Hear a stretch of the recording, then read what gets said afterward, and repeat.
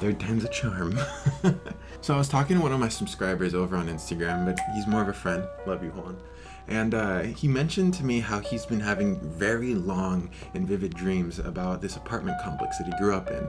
And it's where he had a lot of good times. And so when he's sad, he likes to think back on it. So to me, that showed that he thinks of that as the good old times, meaning that he doesn't think of his current reality as all that great, you know? So I asked him to meditate on it and like dive in hard, think about his mindset and see how his life progressed up until now and see how blocks developed back when he had see how blocks developed from when he had that clear mindset to now, so then he can unravel them, kind of a retrace your steps type thing. And that got me thinking, that's a great video idea. So I decided to do that technique on myself. You see, one issue I've had recently is I used to feel more confined with life in terms of where I was going, what I could do.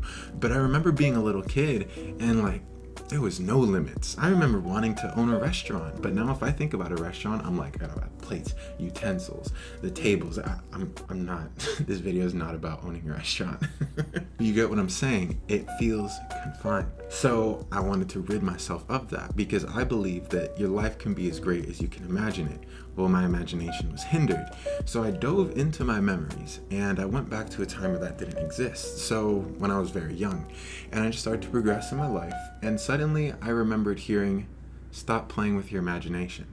And what that meant was in recess back in elementary school, me and my friends used to play with our imagination. And, you know, imagine a fire would come out, imagine we were soldiers, tag, all that little boy stuff. But then kids started to play more wall ball. Kids started to play more kickball. And playing with the imagination was childish, just like the Power Rangers, you know? And it's not necessarily that was the moment. It's more that it started to snowball into bigger things. As I got older and I got into middle school, I started to play more video games. And instead of using my imagination, I instead bounced off of those video games. I used the video games as a catalyst for my imagination. I'd see the world and then I'd imagine what I would do in there, rather than me coming up with my own thing. This is still good because I'm using my imagination, but then comes high school, and at this point I have so many opportunities to use my imagination during these projects that I just fail. And I didn't even realize it back then. I thought that I just wasn't creative like other kids. I thought that kid is artistic. I'm not. That kid is creative. I'm not. No, JC, you've just been blocked. That's it. But I was so blocked up that I didn't even consider thinking about my future all that much anymore, because my imagination was so hindered by other people's opinion, because that's why I stopped in the first place. So I never stopped listening to other people's opinions, which didn't stop my imagination from shrinking. Move on to, let's say like last year. Yeah, around this time last year, my imagination just started to spark back up because my girlfriend at the time, we had broken up. And so my outer reality was not what I wanted it to be. So close my eyes, use my imagination to create my own inner reality. And it was much more fun there. I could control what happened. I could control how good my life was, all the great things happening to me. And that is the first time that I started to break the limits. If she said one thing that I didn't like, I didn't care. I'd still imagine it. I'd still let myself roam free. You know, I wasn't aware of this block just yet. But what really gave me that oomph was talking to my best friend. He sparked some ideas up in me, some manifestations.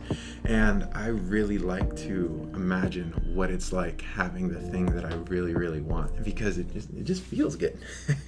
But I was noticing that the things I was imagining weren't really that up to par. Like as a kid, I remember imagining my house being full of toys. I had a bowling alley and arcade. Like that's some sick stuff. But it wasn't just like the idea. It's like I could feel the floors, you know, I could feel the arcade floors. What did my toys look like? What colors were there? How big was the room? To those degrees. So I wanted to go back up there. So what I did is I started to channel in parallel realities where this manifestation had already occurred, and if I haven't already put it right there, that's how I do it. And so then I went back here, and since I'd already seen those realities, I already had a visual of how good it could be. So that really helped up my imagination here. And oh man, so good. I could eventually get to the point where I could feel how the walls felt. I could feel what I was thinking. I could feel what I was wearing, how the air temperature, how my inhales, how calm my body was. It was, and as of late, it's felt like my imagination is just limitless. And it's not just like those type of things. It's like, if I hold my hand right here, I can imagine a flame there and I can see it moving. Now, that might sound silly, but to me, that's an amazing ability because of all the uses I can use throughout my day. I'm limitless, baby. And it's all because I went back in my memories. I found that mindset where I was untouched. I went and progressed throughout life, saw how that block developed, and then I just decided to stay with that mindset from the past and make that my dominant mindset now. And since I understand my block, I understand when I am limiting myself, so then I can change that whole situation up. And the channeling does really help, so if you didn't already, there's a little eye up there. I do suggest watching that video. It's very easy to channel, and like I said, it helped me unblock my imagination.